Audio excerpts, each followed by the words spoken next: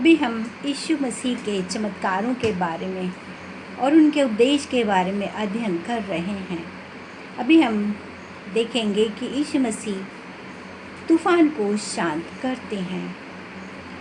एक बार यीशु मसीह अपने शिष्यों के साथ नौका में कहीं पर जा रहे थे और यीशु मसीह थके होने के कारण नाव में सो रहे थे और अचानक एक बड़ा तूफान झील के पानी में आया और नौका लहरों से ढक गई और नौका में पानी भरने लगा और तूफान से नाव डगमगाने लगी और शिष्य बहुत घबराने लगे और चिल्लाने लगे और घबरा कर उन्होंने यीशु मसीह को जगाया और कहा, हे प्रभु, हमें बचाइए, हम मरे जाते हैं। यीशु मसीह उठे और उन्होंने कहा, हे अल्पविश्वासियों, तुम डर क्यों गए हो? क्या तुमको विश्वास नहीं है? यीशु मसीह ने उठ करके आंधी और तूफ़ान को डांट लगाई और आंधी और तूफ़ान थम गए और उस झील के पानी को भी डांटा और झील की लहरें भी शांत हो गईं और वे सब कुछ थम गया और वहाँ पर शांति स्थापित हो गई। और शिष्य ये चमत्कार देख करके दंग रह गए और उन्होंने आपस में कहा कि ये व्यक्ति साधारण व्यक्ति नहीं है, क्योंकि आंधी और तूफान और पानी भी इनकी आज्ञा मानते हैं। अभी हम देखेंगे दो भूतग्रस्त लोगों को यीशु मसीह ने चंगा किया। जब यीशु मसीह झील के दूसरे तट पर आए तो वो गदरेनियों का प्रदेश का देश था और वहाँ पर दो भूत से जकड़े हुए मनुष्य दिखाई दिए। वो वस्त्र नहीं पहने हुए थे और वे कब्रों में रहा करते थे और उनका रूप भयानक था और वहाँ से कोई भी व्यक्ति निकल नहीं सकता था। परंतु जैसे ही उन्होंने यीशु को देखा तो वो चिल्लाने लगे, उनके अंदर के दुष्टात्मा भूत चिल्लाने लगे कि हे परमेश्वर के पुत्र, हमारा आपसे क्या काम कि आप हमको समय से पहले ही निकालने आए हैं, सताने आए हैं। फिर भूतों ने आग्रह किया कि हम बहुत हैं और वहाँ से कुछ दूर पर पहाड़ पर सुअरों का झुंड चल रहा था और भूतों ने यीशु मसीह से आग्रह किया कि हमको ऐसे ही मत निकालिए, हमको उन सुअरों के झुंड में जाने की आज्ञा दे दीजिए। और यीशु मसीह ने कहा, जाओ।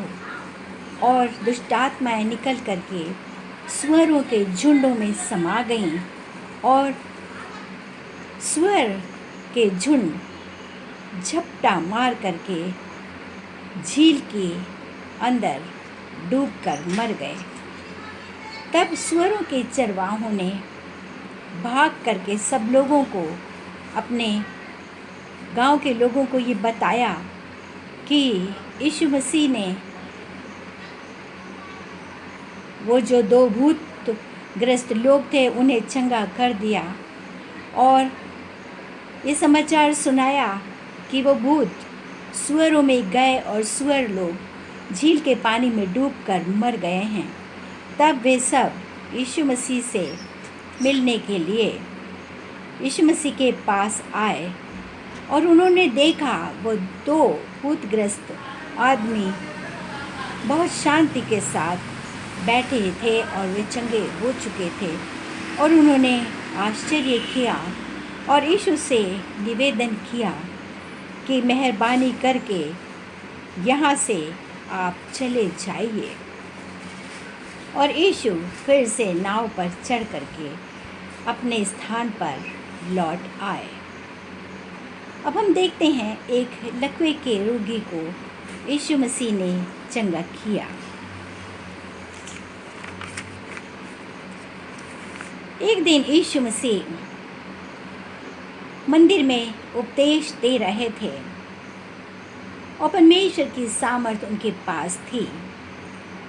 और फरीसी और व्यवस्थापक जो गलील और यहूदी प्रदेश से आए थे, वो सभी वहाँ पर बैठे हुए थे और यीशु मसीह का उपदेश सुन रहे थे। और इसी समय वहाँ पर बहुत ही ज़्यादा भीड़ थी और लोग एक लकवे के रोगी को लेकर के आए। लकवे का रोगी खाट पर ही पड़ा रहता था, वो चल नहीं सकता था, इसलिए वो लोग खाट सहित उसको लेकर के आए। और जब उन्हें भीतर जाने का कोई रास्ता नहीं मिला तो वो छत पर चढ़ गए और उन्होंने खपरे हटा करके खाट को यीशु के सामने लटका दिया। और यीशु मसीह ने उन लोगों के और उस खाट पर लेटे व्यक्ति का विश्वास देखा, तो यीशु मसीह ने उस खाट पर लकवाग्रस्त रोगी से कहा कि हे उठ मनुष्य, तेरे पाप क्षमा हुए। ये सुनकर फरीसी और व्यवस्थापक जो वहाँ पर बैठे थे मन ही मन सोचने लगे कि ये कौन व्यक्ति है जो परमेश्वर की निंदा करता है, और केवल परमेश्वर ही हैं जिन्हें पाप क्षमा करने का अधिकार है, और ये व्यक्ति पाप क्षमा कैसे कर सकता है। यीशु मसीह तो परमेश्वर के पुत्र थे। यीशु मसीह परमेश्वर के पुत्र हैं और रहेंगे, और वो मन के बातों को जानते हैं, मन के विचारों को जानते हैं। और जब ये लोग आपस में अपने मन में ही तर्क वितर्क कर रहे थे, तो यीशु ने उनसे कहा कि तुम अपने मनों में तर्क वितर्क क्यों कर रहे हो? क्या यह कहना कि उठ, अपनी खाट उठाकर अपने घर चले जा, चंगा हो जा, या ये कहना कि तेरे पाप क्षमा हुए हैं? क्या है सही कहना? अब तुम ये जान लो कि मनुष्य के पुत्र को पाप क्षमा करने का भी अधिकार है। इसलिए उन्होंने लकवे के रोगी से कहा, मैं तुझसे कहता हूँ, अपनी खाट उठा करके अपने घर चला जा। और वो लकवे का रोगी तुरंत स्वस्थ हो गया और उसने परमेश्वर पिता को, यीशु मसीह को धन्यवाद दिया और स्तुति करता हुआ अपनी खाट उठा करके वहाँ से चला गया। और जितने भी लोग वहाँ पर उपस्थित थे, यीशु मसीह के इस आश्चर्य कर्म को देखकर परमेश्वर की स्तुति और बड़ाई करने लगे और भयभीत होने लगे और कहने लगे कि हमने आज तक इस्राएल में और इस दुनिया में ऐसे अद्भुत कार्य को नहीं देखा। और वह स्तुति करते हुए चले गए।